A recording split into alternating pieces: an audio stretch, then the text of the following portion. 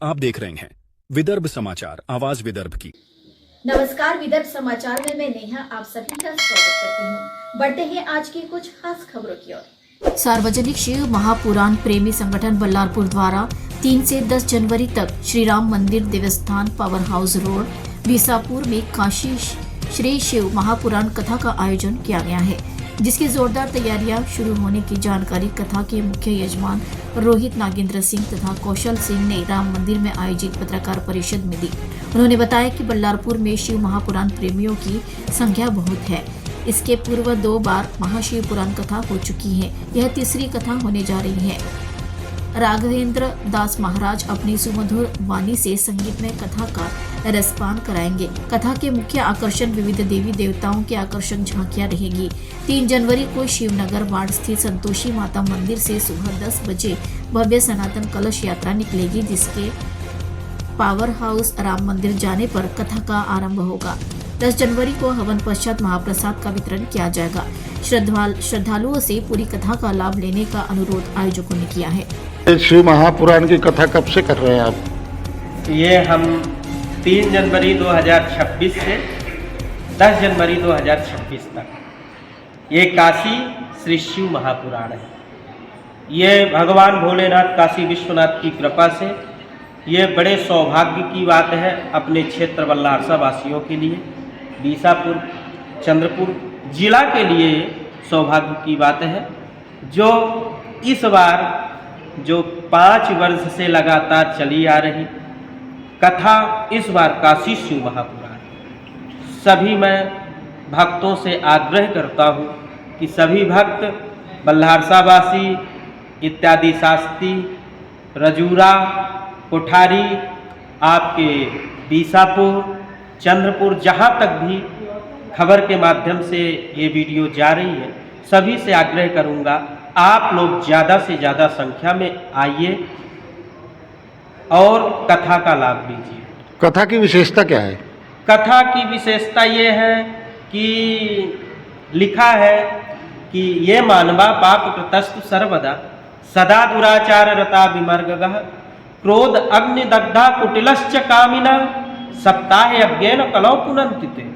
कैसा भी पापी से पापी व्यक्ति भी यदि सप्ताह कथा सुन लिया, शिव महापुराण सुन लिया, तो सब प्रकार के उसके मनोकामना पूर्ण होता है और अंत में भगवान शिव लोक को जाता है।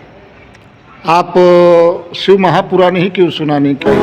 शिव महापुराण क्योंकि हमारे शहर में आए दिन कथा भागवत कथा होते रहते, लेकिन अभी तक बल्लारसा में शिव महापुराण सिर्फ काशी शिव महापुराण लास्ट, इससे पहले 3 कथाओं बल्लारसा वासियों के लिए बहुत हर्ष का विषय है। यहाँ जाते हैं वहाँ जाते हैं, जब अपने ही शहर में है चाहिए आपके कार्यक्रम की रूपरेखा क्या होगी?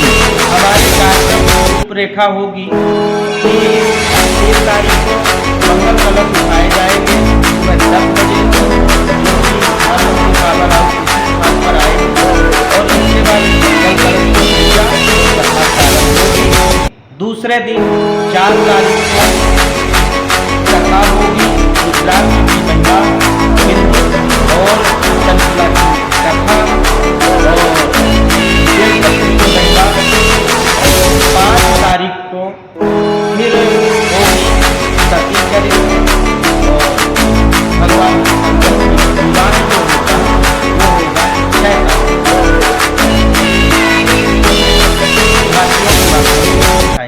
आपके कार्यक्रम के आयोजक कौन है? हमारे कार्यक्रम के आयोजक शिव महापुराण प्रेमी संगठन संगठन के द्वारा ये कथा हर वर्ष चलती है। ये कथा विशेष एक जन की नहीं है, ये कथा हमारे समस्त बल्लारसा वासियों का है। इस बार मुख्य जो कथा उठा रहे हैं तो रोहित नागेंद्र सिंह और कौशल सिंह, ये दोनों उठा रहे हैं।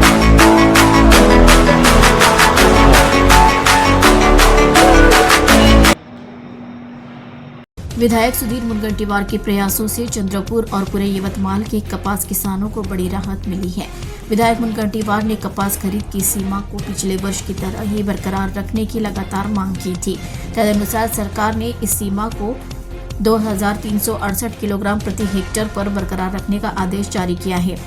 यह परिपत्र विधायक मुनगंटीवार के प्रयासों के बाद जारी किया गया है, इसलिए कपास उत्पादक किसान विधायक मुनगंटीवार ने उन्हें धन्यवाद दिया कि किसान राज्य की अर्थव्यवस्था की असली रीढ़ है। विधायक मुनगंटीवार का हर कार्य इस दृढ़ संकल्प से प्रेरित है। क्योंकि सीसीआई द्वारा निर्धारित सीमा बहुत कम है, इसलिए किसानों को भारी नुकसान होने की संभावना है। इस नुकसान को रोकने के लिए विधायक मुनगंटीवार ने 3 दिसंबर को मुख्यमंत्री देवेंद्र फडणवीस से व्यक्तिगत मुलाकात में कपास खरीद की सीमा को पिछले वर्ष की तरह ही बनाए रखने की पुरजोर मांग रखी थी। मुख्यमंत्री ने इस गंभीर मुद्दे पर तुरंत ध्यान दिया और कृषि एवं सहकारिता विभाग के प्रधान सचिव को तत्काल कार्रवाई करने के निर्देश दिए। तदनुसार इस संबंध में 11 दिसंबर को एक आदेश जारी किया गया। सार्वजनिक मालमत्तेवर अशा पद्धतीने उत्खनन करणं म्हणजे हा एक प्रकारचा बलात्कार आहे। कोणाची असेल 90,000 ब्रॉस हा कोणाचा आहे? सरकारचा आहे ना। अध्यक्ष महाराज, माझे स्पेसिफिक प्रश्न आहे की आपण अनेक कायदे बदलतो। माझ्याही जिल्ह्यात अशा घटना घडल्या। मी काल सांगितलं की रेती माफिया मला पराभूत करण्यासाठी त्यांनी पैसे वाटले। काल मी सांगितलं की रेती मोफत करा आणि सँड सेस लावा। हे यातून जन्माला आलेले हे सारे शत्रू आहेत। माझा स्पेसिफिक माननीय मंत्री महोदयांना प्रश्न आहे। ते म्हणाले की पहिल्यांदा चौकशी अहवाल आला आणि मग मंत्री महोदयांना शंका आली की कुछ तो भी गडबड है, दया कुछ तो गडबड है, आणि म्हणून त्यांनी पुन्हा त्याची चौकशी केली। तेव्हा लक्षात आलं। समजा मंत्री महोदयांच्या लक्षात आलं नसतं तर विभागीय आयुक्तांनी तशाचा तसा अहवाल हा पाठवला असता आणि लक्षात आलं नसता नजर चुकीनी 90,000 ब्रॉस गेली असती। तर माझा पहिला प्रश्न आहे की ज्यांची नजर चूक आहे त्यांची नेत्र तपासणी योग्य पद्धतीने करून त्यांना असे अहवाल शासनाकडे पाठवू नये ही विधानसभेची लक्षवेधी आहे। या गंभीरतेसाठी तुम्ही त्यांच्यापैकी कोणाला दोषी ठरवणार आहात का? नंबर 1। नंबर 2, तुम्ही निलंबित केलं, आम्हाला मनापासून आनंद झाला। धडाकेबाज मंत्री म्हणून आम्हाला आनंद आहे। पण मला सुद्धा अनुभव आहे, तुमचाही अनुभव आहे की हे निलंबन 6 महिन्यानंतर मागे घेतलं जातं। मग तुम्ही स्पेसिफिक या विशिष्ट विषयात याचं उत्तर असं मला हवं आहे की त्यांचं निलंबन हे मागे घेण्याचा प्रश्न नियमात काहीही तरतूद असली तरी उद्भवणार नाही जोपर्यंत चौकशीचा अहवाल येत नाही। आता नियमामधल्या पायवाटींनी चौकशीचा अहवाल 8 वर्षांनी येईल तेव्हा कदाचित मी आमदार राहणार नाही, तेही आमदार राहणार नाही, तुम्ही मंत्री राहणार नाही। तोपर्यंत तुमचं प्रमोशन होईल। पण हे जे सस्पेंड केले तुम्ही ते सुटून जातील।